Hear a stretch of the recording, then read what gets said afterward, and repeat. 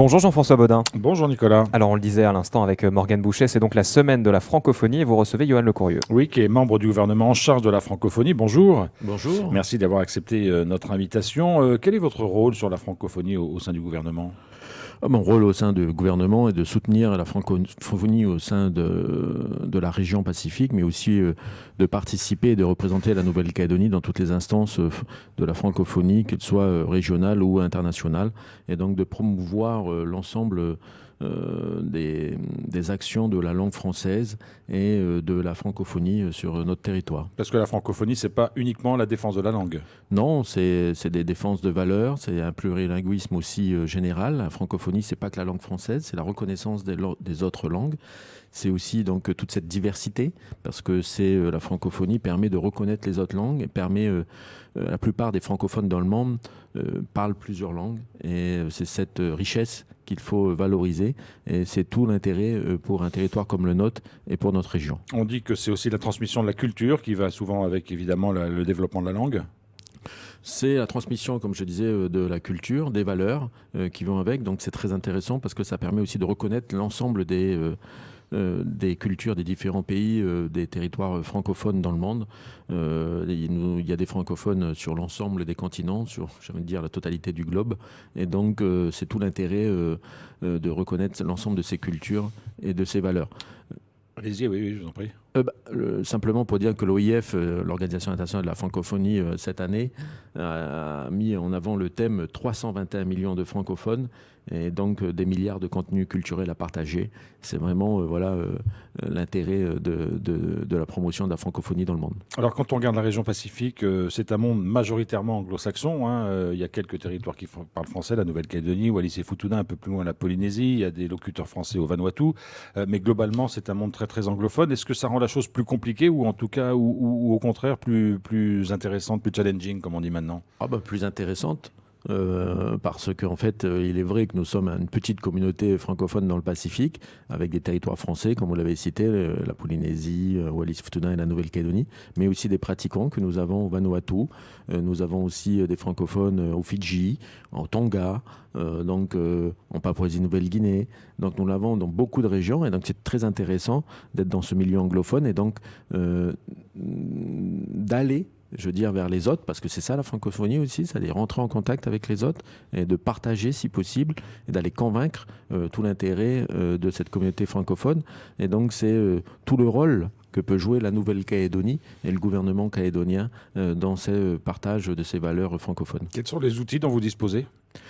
Les outils dont l'on dispose, c'est déjà nos délégués, les délégués de la Nouvelle-Calédonie qui sont présents sur certains territoires, l'Australie, la Nouvelle-Zélande, Vanuatu, Fidji, la Papouasie-Nouvelle-Guinée, sur lesquels ils sont là pour promouvoir la présence de la Nouvelle-Calédonie et donc des valeurs de la francophonie. C'est aussi des outils de partage à travers la culture. Donc nous installons maintenant depuis quelques années des espaces culturels dédiés à la Nouvelle-Calédonie dans les différentes alliances françaises du Pacifique, voire les instituts français. Donc c'est très intéressant parce qu'il y a un côté de la partage de la culture, que ce soit notamment avec la mise en valeur de tous les auteurs et les autrices calédoniens et calédoniennes, mais aussi la culture touristique, parce que derrière ça, il y a aussi l'appel de la destination Nouvelle-Calédonie, la connaissance de la destination Nouvelle-Calédonie. Donc c'est vraiment l'intérêt de faire connaître la Nouvelle-Calédonie dans la région Pacifique. Et j'ai envie de dire, tous les moyens sont bons pour y parvenir. Donc vous appuyez aussi sur les alliances françaises ou les instituts français qui existent dans les pays voisins ? Oui, beaucoup dans les pays voisins, que ce soit l'Australie, la Nouvelle-Zélande. Et puis cette année, avec un regard tout particulier sur l'Asie du Sud-Est et tout particulièrement sur notre nouvelle destination, Singapour. Cette année, par exemple, pendant la journée internationale de la francophonie qui se décline maintenant en semaines, voire en mois, parce qu'en Singapour, l'Alliance française de Singapour va décliner pendant un mois la francophonie et la valorisation de la langue française. Et donc l'invité d'honneur est la Nouvelle-Calédonie. Et donc c'est un moyen pour nous de se faire connaître dans ce petit État, mais qui a une diffusion, un rapport très important avec tous les autres territoires de l'Asie du Sud-Est. Sachant que c'est un vaste territoire extrêmement peuplé, hein, l'Asie du Sud-Est en général, donc il y a beaucoup de travail à faire. Il y a énormément de travail à faire sur la connaissance du milieu francophone, mais aussi de la meilleure connaissance peut-être de ce petit territoire qu'est la Nouvelle-Calédonie. Mais en fait, nous avons une forte présence de l'Alliance française de Singapour, qui est l'une des plus grosses alliances françaises du monde, quasiment. Et donc, il est très important que l'on soit présent. On est très honoré d'être invité. Et on a décliné, et on va décliner pendant quelques temps, notre présence à travers des expositions, d'une exposition de tableaux, de photos. Et nous avons aussi une projection de court-métrage calédonien qui va avoir lieu au cours de cette semaine. Et bien sûr, l'inauguration de l'espace culturel dédié à la Nouvelle-Calédonie avec des beaux visuels, avec des livres, parce que même si nous allons de plus en plus sur le partage de contenu sur tout ce qui est Internet, le livre reste quand même la base du partage, quel que soit le type de livre, que ce soit des livres sur la cuisine, sur les BD en Nouvelle-Calédonie, sur les différents auteurs. C'est très intéressant et en tout cas c'est très demandé par les espaces francophones de la région. Alors il y a aussi un outil en Nouvelle-Calédonie qui dépend du gouvernement qui s'appelle le CREPAC, hein, qui est installé à Nouville. Est-ce que vous pouvez nous rappeler rapidement quel est son objectif et est-ce que c'est aujourd'hui un établissement public qui tourne bien ? Nous, sur la semaine de la francophonie, nous avons 2 opérateurs, une association qui est l'Alliance Champlain, qui a fait venir un Polynésien, un artiste polynésien pour cette semaine, un conteur, un artiste polynésien qui vient partager avec l'ensemble des jeunes sur les bibliothèques et les médiathèques de la Nouvelle-Calédonie. Et nous avons un établissement public qui est le CREPAC. Le CREPAC qui est ici pour en fait accueillir en immersion des personnes qui souhaiteraient apprendre le français. Donc c'est ce qu'on appelle le FLE, c'est-à-dire français en langue étrangère. Et donc c'est très bien de pouvoir s'immerger dans un territoire tel que la Nouvelle-Calédonie, territoire français dans le Pacifique, qui est proche de ce monde anglophone. Donc nous avons beaucoup de relations avec bien sûr l'Australie, la Nouvelle-Zélande, dernièrement avec des Japonais et des Coréens du Sud. Donc on voit qu'il y a des jeunes et des adultes surtout de partout qui viennent vouloir apprendre le français.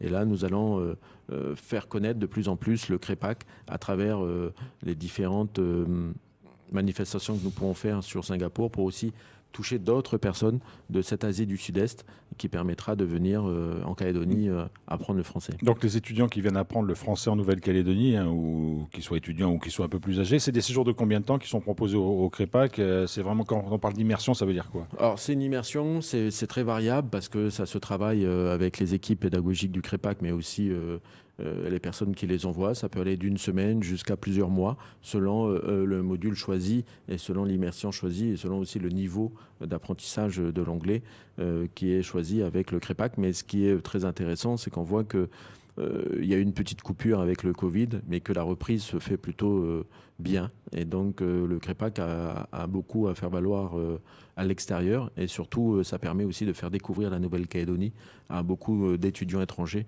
jeunes et adultes. Et on rappellera, puisqu'on parle du français comme langue étrangère, que c'est la 2e langue étrangère la plus apprise dans le monde, le français, et que c'est la 5e la plus parlée aussi. On parle, vous l'avez dit, vous l'avez rappelé, d'un peu plus de 300 millions de francophones dans le monde.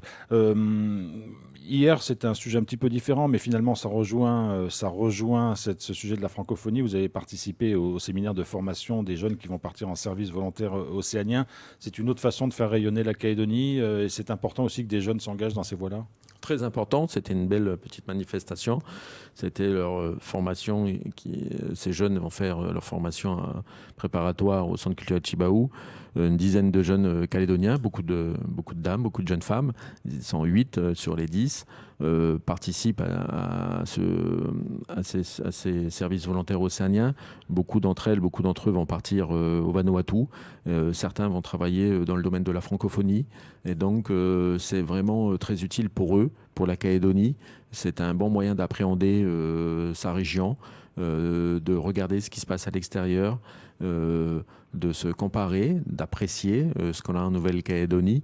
et de surtout aussi aider nos territoires voisins tels que le Vanuatu, et certains d'entre eux iront aussi en Nouvelle-Zélande. Donc c'est vraiment un dispositif très intéressant, et j'engage les jeunes Calédoniens à y participer d'une manière ou d'une autre, parce que ça peut vraiment leur ouvrir les yeux sur le monde au-delà de leur territoire, et de participer vraiment à de belles opérations. Il y aura évidemment d'autres vagues de services civiques Nous sommes, océaniens. à la Nouvelle-Calédonie, c'est la 10e participation quasiment de la Nouvelle-Calédonie avec France Volontaire, parce qu'il faut souligner tout le travail qui est effectué par France Volontaire. Et donc, c'est vraiment très intéressant, et nous participons avec France Volontaire aussi à la mise en valeur des valeurs francophones à travers certaines opérations telles que portées par des collectivités telles que la commune de Dimbéa avec le relais de la francophonie au Vanuatu et autres.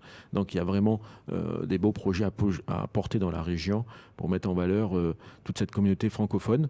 Et pour finir, peut-être, je dirais simplement que en fin d'année, nous allons relancer, la Calédonie relance le forum francophone du Pacifique, comme invité d'honneur, particulièrement la région Asie Sud-Est, l'Asie du Sud-Est, et tout particulièrement le Vietnam, parce que nous avons aussi une grande communauté vietnamienne en Nouvelle-Calédonie. En fin d'année, on a des dates un peu plus précises, pas encore. Fin octobre. Fin octobre, voilà. Merci beaucoup, Yohann Lecourrieu, membre du gouvernement en charge notamment de la francophonie, d'avoir été notre invité ce matin. Merci.